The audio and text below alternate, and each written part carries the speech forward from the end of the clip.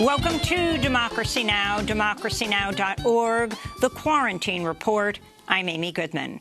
Florida has reported more than 10,000 new coronavirus cases for the sixth day in a row.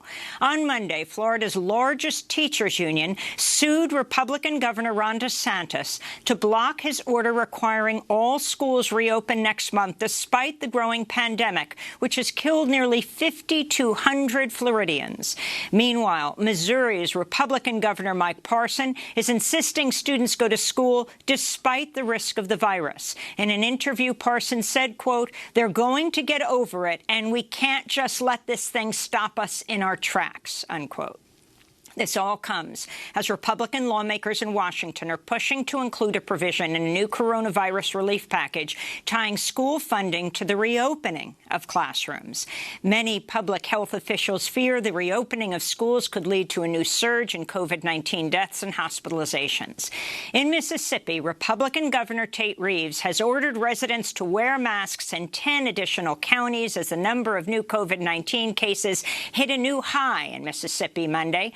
Overall, in the United States, the virus has killed nearly 141,000 people and infected 3.8 million, both by far the highest numbers in the world. In fact, the United States has more than a quarter of the deaths and infections in the entire world, yet only a little more than 4% of the population. As cases continue to spike, President Trump has announced he plans to lead a televised coronavirus briefing today for the first time since April. He also tweeted an image of himself wearing a mask for the first time, saying it's patriotic to wear one. 3 separate laboratories reported promising results Monday in the race to develop a vaccine against the coronavirus. Andrew Pollard is heading up a vaccine research group at Oxford. So we've now seen exactly the sort of immune responses that we hoped to see, but we now need to do the rigorous studies to show that the vaccine is protective against the virus in humans. The worldwide death toll from COVID-19 has topped 600,000. Across the globe, countries and regions are reimposing new lockdowns and other preventive measures. France, Hong Kong, and parts of Australia have all imposed new orders to wear masks in public spaces as cases grow again. India recorded at least 40,000 new infections Monday, its highest single-day total. The pandemic is also worsening in sub-Saharan Africa as the World Health Organization warns of an acceleration of transmission in the region. South Africa's topped 5,000 coronavirus deaths as health experts say the virus is expected to peak in the coming weeks. Nigeria's foreign minister has tested positive for the coronavirus. Meanwhile, Cuba reported 0 new cases of COVID-19 for the first time in 130 days. President Trump is threatening to send more federal officers onto the streets of U.S. cities as outrage mounts over their violent treatment of protesters in Portland, Oregon. We're not going to let New York and Chicago and Philadelphia, Detroit and Baltimore and all of these, Oakland is a mess. We're not going to let this happen in our country. All run by liberal Democrats. To some of these cities? We have more federal law enforcement, that I can tell you. In Portland, they've done a fantastic job. They've been there 3 days, and they really have done a fantastic job in a very short period of time. No problem. They grab them, a lot of people in jail. They're leaders. These are anarchists. These are not protesters. Portland, Oregon, unidentified. Federal troops have beaten protesters, snatched activists into unmarked vans. State and local leaders, including Portland Mayor Ted Wheeler, who's also the police commissioner, and Oregon's 2 Democratic senators, Jeff Merkley and Ron Wyden, have called for the troops to be removed from the city's streets. The mayors of Portland, Seattle, Atlanta, Chicago, Kansas City, and Washington, D.C. sent a letter Monday to Attorney General William Barr and the acting Secretary of Homeland Security, Chad Wolf, writing, quote, "Unilaterally deploying these paramilitary-type forces into our cities is wholly inconsistent with our system of democracy and our most basic values," unquote. And Congress members Alexandria Ocasio-Cortez and Eleanor Holmes Helms Norton are introducing a bill this week that would require federal law enforcement officers to display their identifying information while on duty. We'll have more on the situation in Portland after headlines. Meanwhile, The Guardian reports Trump has been consulting with former President George W. Bush Justice Department Attorney John Yoo about the president's authority to bypass federal laws through executive orders. John Yoo, widely known as Bush's torture lawyer, wrote the legal memo that justified waterboarding during the George W. Bush years. The House of Representatives held a moment of silence for Congressmember John Lewis on the House floor Monday. Meanwhile, in Georgia, Democrats have selected State Senator Nikema Williams to appear on the November ballot for the late Congressmember Lewis's seat. Williams says she considered Congressmember Lewis to be a friend and mentor. In 2018, she was arrested at a peaceful protest at the state capitol demanding all votes be counted in the hotly contested gubernatorial election.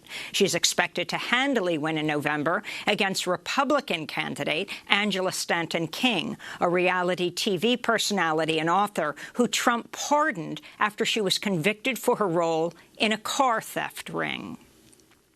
The suspect in the fatal shooting of a federal judge's son in New Jersey has been found dead. The FBI identified the killer as Roy Den Hollander, a self-described anti-feminist lawyer. He filed numerous lawsuits alleging women get special treatment and work to make ladies' nights at bars illegal, as well as ban women's studies at colleges. Den Hollander appeared before Judge Salas in a case that argued the military draft is unconstitutional because it bars women from registering. In a self-published 1,700-page book, Den Hollander directly attacked Judge Esther Salas, calling her, quote, a lazy and incompetent Latina judge appointed by Obama. Judge Salas became the first Latina federal judge in New Jersey in 2011. Den Hollander was also a fervent Trump supporter and identified himself as a Trump volunteer in his writings. Den Hollander appeared to die from self-inflicted gunshot wounds, according to some reports. Daniel Anderl, Judge Salas's son, was a student at Catholic University of America in Washington, D.C., and planned to pursue a legal career following his parents' footsteps. Salas's husband, Mark Anderl, who was injured in the shooting, is a criminal defense attorney. In international news, Britain suspended its extradition treaty with Hong Kong Monday in the wake of China's recent imposition of a national security law that effectively quashes any autonomy and dissent in Hong Kong. In related news, pro-democracy activist Joshua Wong announced he's running for a seat in the Legislative Council. Iran executed a man Monday convicted of spying on the late Revolutionary Guards commander, General Qasem Soleimani, for the U.S. and Israel. Soleimani was killed in Baghdad in a targeted drone strike ordered by President Trump in January.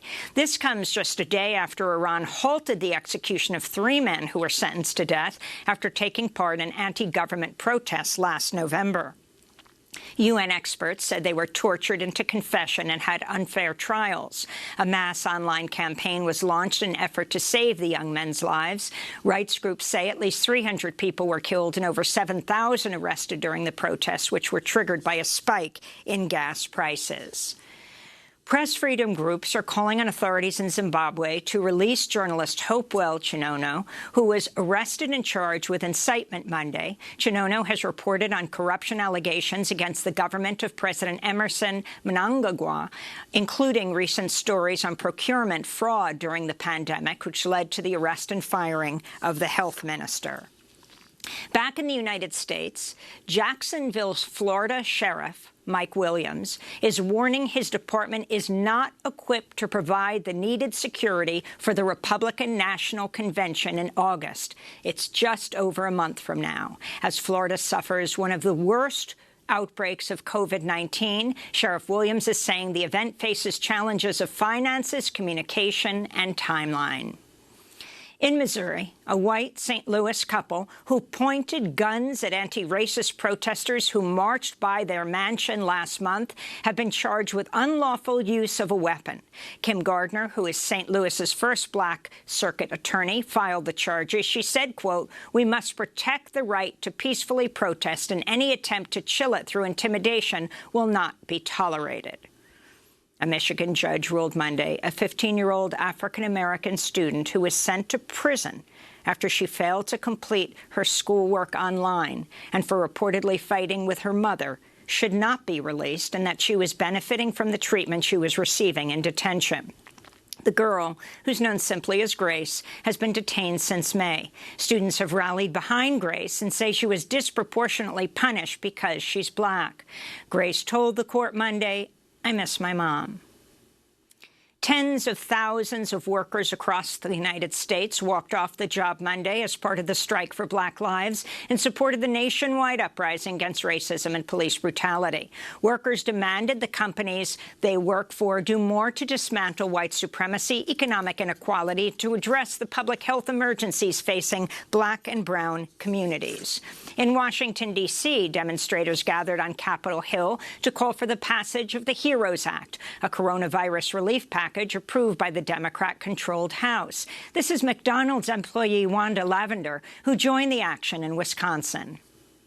Like many black workers who are struggling, who are stuck in low-paying jobs, I keep going to work through this pandemic. I can't work my job from home, from the safety of my home, and I can't afford to take time off. And a few times, I've been scared that I had COVID-19 myself. Even though I was feeling sick, coughing my lungs out, my job told me that I had to come in. They said if you take sick leave, you don't have a job to come back to. In medical news, a new study published in the journal Pediatrics shows black children are nearly 3.5 times more likely to die in the month following surgery than white children. The causes for the stark disparity are likely attributable to higher rates of chronic diseases and social factors, including implicit bias and structural racism. In Louisiana, an appeals court ruled the Bayou Bridge Pipeline Company trampled the rights of landowners by starting construction of the highly contested pipeline without the permission of the landowners. The 163-mile Bayou Bridge Pipeline is built by Phillips 66 and Energy Transfer Partners, which earlier this month was ordered to shut down the Dakota Access Pipeline in North Dakota pending an environmental review. A warning to our viewers, this headline contains details of sexual assault. In media news, a former Fox Business producer has filed a lawsuit accusing recently fired Fox News anchor Ed Henry of raping her. Jennifer Eckhart says Henry sexually assaulted her in an office at the Fox News office building in New York in 2015 and raped her in a New York hotel room in 2017. She says Henry handcuffed her and took naked photographs of her. Eckhart alleges she was terminated in June after she complained to Human Resources about a, quote, toxic work environment at Fox. A co-plaintiff in the lawsuit, the journalist Kathy Aru, accuses Ed Henry of sending her sexual images, messages, and videos. The lawsuit also alleges Fox hosts Tucker Carlson, Sean Hannity, and Howard Kurtz and John O'Caldwell continuously engaged in inappropriate and suggestive behavior. And the journalist and political commentator Michael Brooks has died suddenly at the age of 37. He hosted the online program The Michael Brooks Show and worked with The Majority Report and Jacobin. Tributes have poured in from around the world. Former Brazilian President Luiz Inácio Lula da Silva wrote on Twitter, quote, "May his passion for social justice be remembered and inspire people around the world." Michael Brooks traveled to Brazil earlier this year to interview Lula shortly after he was released from prison. And those are some of the headlines. This is Democracy Now!, democracynow.org, The Quarantine Report. I'm Amy Goodman.